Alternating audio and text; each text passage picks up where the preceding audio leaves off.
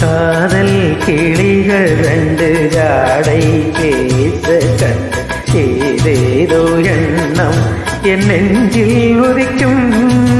நானும் நீயும் சேர்ந்து ராகம் பாடும்போ நீரோடை போலே என் நெஞ்சம் இனிக்கும்.